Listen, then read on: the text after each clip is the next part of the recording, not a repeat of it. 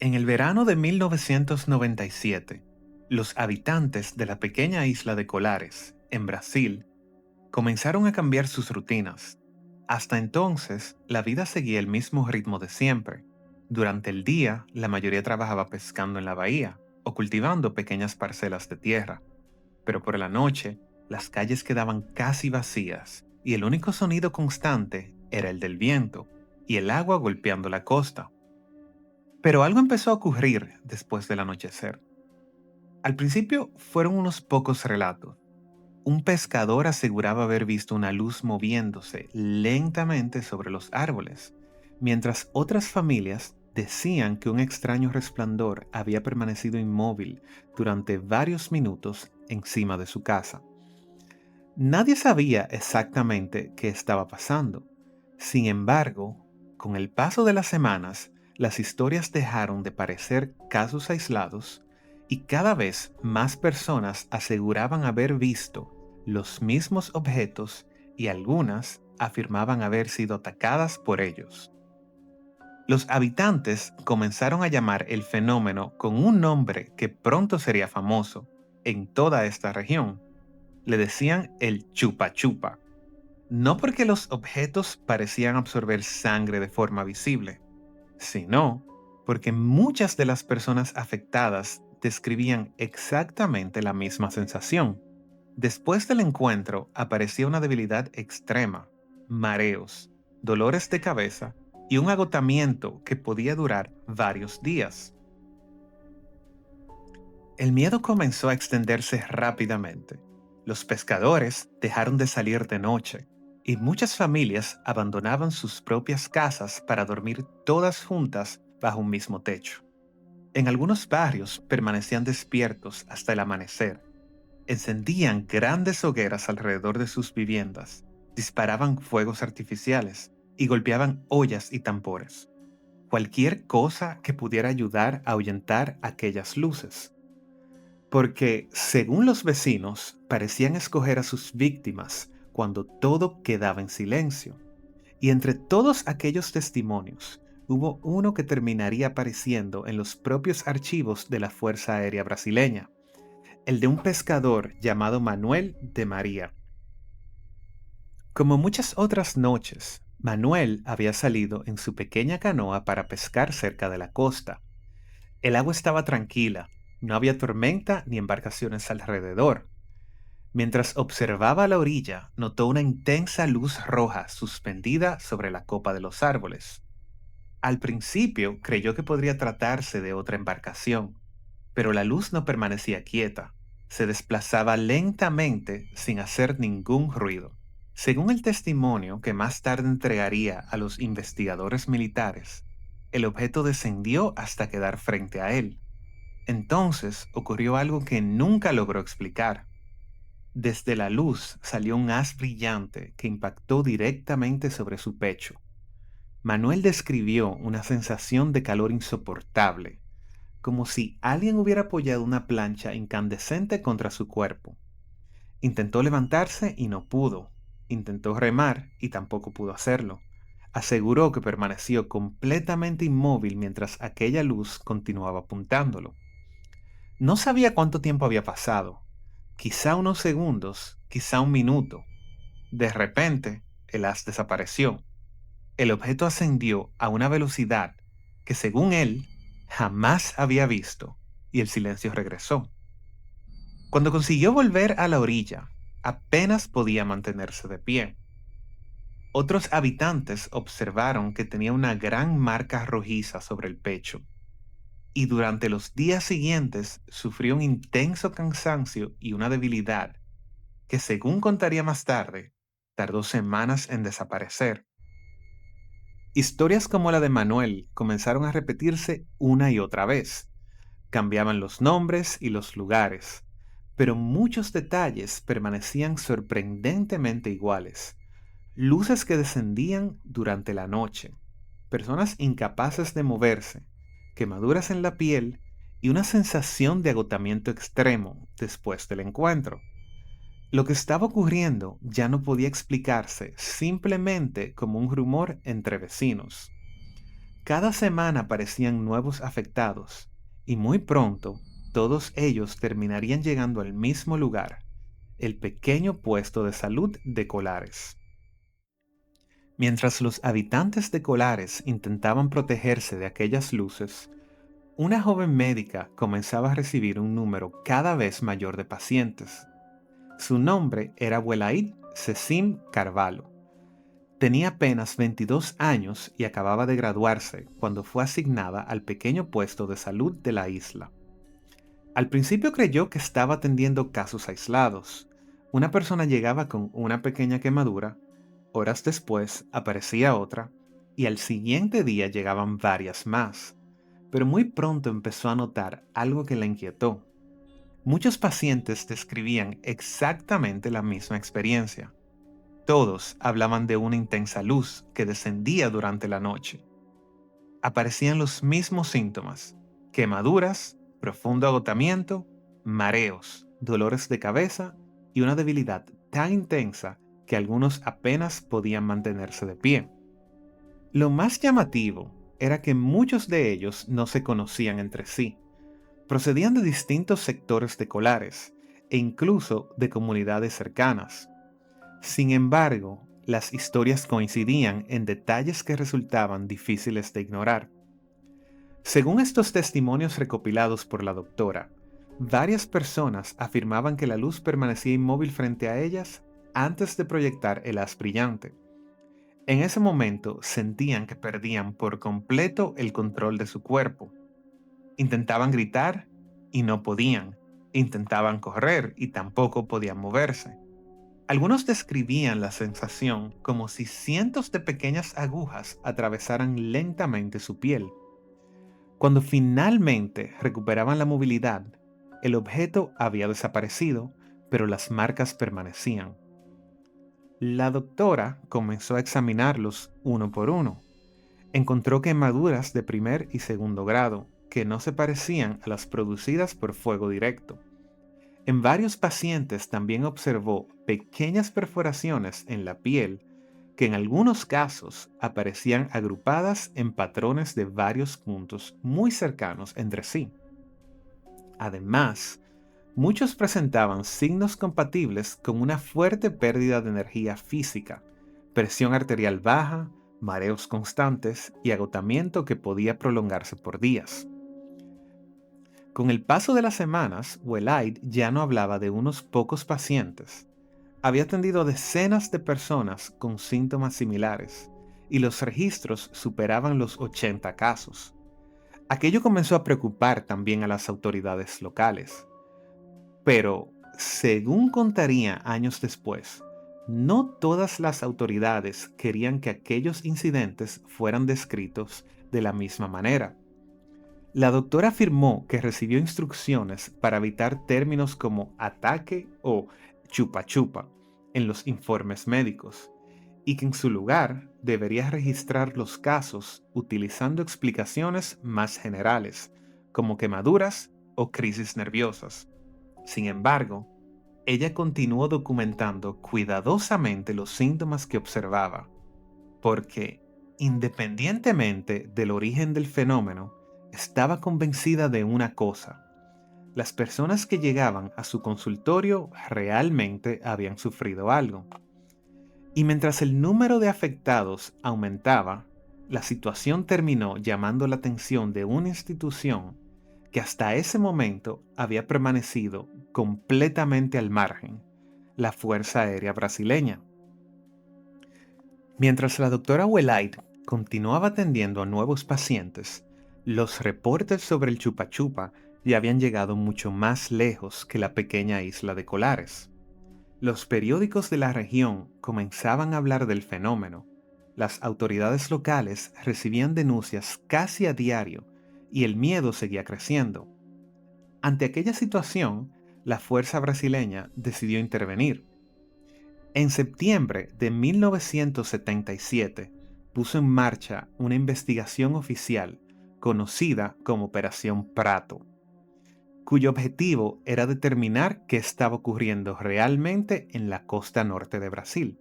Para dirigir la misión fue designado un oficial de la Fuerza Aérea llamado Wiranje Oyanda.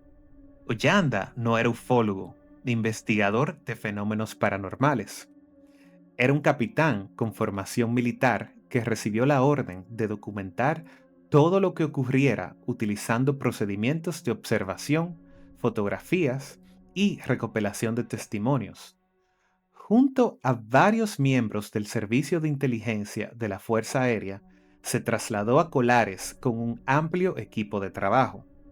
Llevaron cámaras fotográficas de 35 milímetros, filmadoras de cine, binoculares, equipos de comunicación e incluso instrumentos para medir posibles variaciones ambientales.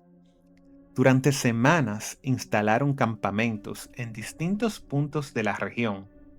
Pasaban largas horas observando el cielo. Recorrían la costa durante la noche.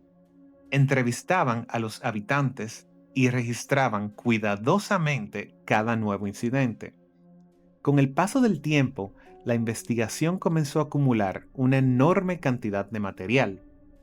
Según la documentación, que años después sería parcialmente desclasificada por la propia Fuerza Aérea, la Operación Prato produjo cientos de páginas de informes, dibujos realizados por los testigos, croquis de los avistamientos, decenas de horas de filmación y más de 500 fotografías de objetos luminosos observados durante la misión. Aquello convirtió la Operación Prato en una de las investigaciones militares sobre fenómenos aéreos anómalos más extensas de las que tenga registro América Latina. Pero lo más llamativo fue que con el paso de las semanas, algunos integrantes del propio equipo comenzaron a afirmar que ellos también estaban presenciando fenómenos difíciles de explicar, y el primero en contarlo sería el propio capitán Oyanda. Años después de finalizar la operación, Oyanda decidió hablar públicamente sobre algunas de las experiencias que, según él, había vivido durante aquellos meses. Una de las más conocidas ocurrió mientras patrullaba la zona junto a varios miembros de su equipo. Según su relato, observaron como un enorme objeto cilíndrico emergía lentamente de las aguas de la bahía. No describió un pequeño punto luminoso. Habló de una estructura gigantesca, calculando que podía medir cerca de 100 metros de longitud, la cual permaneció suspendida durante unos instantes antes de elevarse lentamente sobre el agua. En otra ocasión, Ollanda aseguró encontrarse a bordo de una embarcación militar, cuando un pequeño objeto luminoso descendió hasta quedar a pocos metros del bote. Lo describió como una esfera o sonda de aproximadamente 30 centímetros de diámetro, que permaneció inmóvil frente a ellos durante varios segundos. Según Ollanda, uno de los militares preguntó si deberían abrir fuego, pero la respuesta fue negativa, ya que nadie sabía cómo podía reaccionar aquel objeto, y el capitán ordenó no disparar. Poco después, la pequeña esfera ascendió a gran velocidad hasta desaparecer. Aquellos encuentros comenzaron a cambiar la percepción del propio equipo. Lo que inicialmente parecía una misión destinada a tranquilizar la población, empezaba a convertirse en una investigación donde incluso los observadores afirmaban estar viendo los mismos fenómenos que los habitantes de Colares. Sin embargo, cuando la Operación Prato llegó a su fin, gran parte del material recopilado quedó archivado por la Fuerza Aérea, y durante años apenas se habló públicamente de la investigación. Hasta que, 2 décadas más tarde, el propio capitán Ollanda decidió romper el silencio. En 1997, concedió una extensa entrevista al investigador ufológico Ademar José Guevart, fundador de la revista UFO, donde describió con detalle las observaciones realizadas durante la Operación Prato, y afirmó que algunos de los fenómenos registrados no podían explicarse mediante tecnologías que él conociera. Aquella entrevista volvió a despertar el interés por el caso, pero también quedó rodeada de un nuevo misterio. Pocos meses después de hacer públicas sus declaraciones, Ollanda fue encontrado muerto en su domicilio. La investigación concluyó que se trató de un suicidio. Sin embargo, para muchos seguidores del caso, el momento en que ocurrió alimentó aún más las especulaciones alrededor de la Operación Prato y dejó una pregunta abierta. Si incluso una investigación militar había dedicado meses a documentar aquellos incidentes, ¿qué creían realmente que estaba ocurriendo en Colares? Porque a partir de este momento comenzaron a surgir distintas explicaciones. Algunas apuntaban hacia experimentos secretos realizados durante la Guerra Fría.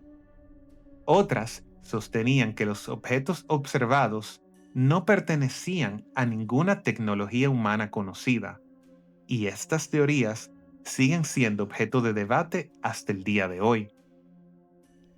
La primera explicación sitúa el caso dentro del contexto político de finales de la década de 1970, cuando Brasil se encontraba bajo un gobierno militar. La Guerra Fría atravesaba uno de sus momentos de mayor tensión y tanto Estados Unidos como la Unión Soviética desarrollaban constantemente nuevas tecnologías de vigilancia y experimentación. Algunos investigadores han planteado que los objetos observados en Colares podrían haber sido aeronaves experimentales, equipadas con sistemas capaces de proyectar haces de energía. Según esta hipótesis, el objetivo habría sido probar nuevas tecnologías sobre una población aislada, lejos de las grandes ciudades y de la atención internacional. Los defensores de esta teoría señalan que algunas de las lesiones descritas por la doctora Welaid, como quemaduras superficiales, irritación de la piel y la sensación de calor, podrían recordar los efectos provocados por determinadas formas de radiación o energía dirigida. Sin embargo, esta explicación también deja varias preguntas abiertas. No existe documentación conocida que vincule oficialmente a ningún programa militar con los sucesos en Colares, y resulta difícil de explicar por qué esos supuestos ensayos se habrían prolongado durante meses sobre una misma región sin dejar ningún registro verificable. Para muchos investigadores del fenómeno OVNI, la explicación apunta en otra dirección, y entre ellos se encontraba el propio capitán Ollanda. Años después de participar en la Operación Prato, el militar declaró que, en su opinión, los objetos observados en Colares no parecían corresponder a ninguna tecnología conocida. Según sus interpretaciones, las luces no intentaban atacar deliberadamente a la población, sino que estaban realizando algún tipo de procedimiento donde los haces luminosos que descendían sobre personas y animales serían una forma de obtener muestras biológicas o recopilar información. Quienes apoyan esta hipótesis suelen señalar varios detalles repetidos en numerosos testimonios: la sensación de inmovilidad, las pequeñas perforaciones en la piel, la debilidad que muchas víctimas describían durante los días posteriores, el hecho de que numerosos objetos fueran vistos entrando y saliendo del agua antes o después de los encuentros, lo que para algunos podría indicar que operaban desde algún punto del enorme estuario amazónico. También existieron explicaciones mucho más convencionales. Las autoridades locales llegaron a sugerir que el miedo colectivo podría haber exagerado una serie de fenómenos naturales poco frecuentes, mencionando entre ellos rayos globulares, descargas atmosféricas inusuales e incluso interpretaciones influenciadas por antiguas leyendas de la región amazónica. Sin embargo, esta explicación tampoco consiguió poner fin al debate. Muchos habitantes insistían en que no estaban describiendo simples luces en el cielo. Hablaban de objetos que parecían responder a sus movimientos,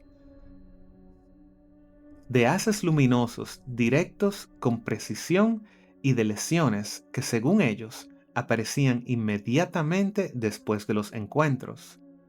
Por esta razón, el caso Colares continúa siendo uno de los episodios más discutidos dentro de la historia de la ufología, no solamente por la cantidad de testigos, sino por un breve periodo de tiempo el fenómeno fue investigado por la Fuerza Aérea Brasileña.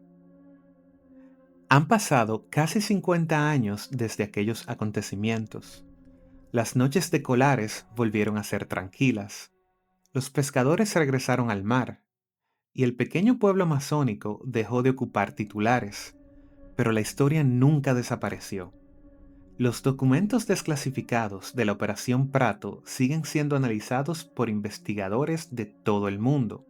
Las entrevistas concedidas por la doctora Welaid y por el capitán Ollanda continúan formando parte de uno de los expedientes más conocidos de América Latina, y muchos habitantes de la región mantienen exactamente la misma versión que contaban en 1977, que durante varios meses algo descendía del cielo. Para algunos, todo tuvo una explicación que todavía no conocemos. Para otros, fue el resultado de tecnologías desarrolladas en secreto durante la Guerra Fría. Y para quienes estudiaron el caso desde el mundo de la ufología, Colares representa uno de los episodios mejor documentados de un posible contacto con una inteligencia no humana. Quizá esa sea la razón por la que este caso sigue despertando tanto interés. No se construyó alrededor de un único testimonio, sino de decenas de habitantes, una médica, un grupo de militares y una investigación oficial que terminó convirtiéndose en uno de los expedientes más conocidos de la historia de Brasil. Y mientras que las luces que aparecieron sobre Colares sigan sin una explicación definitiva, la Operación Prato seguirá ocupando un lugar único dentro de los grandes misterios del siglo XX.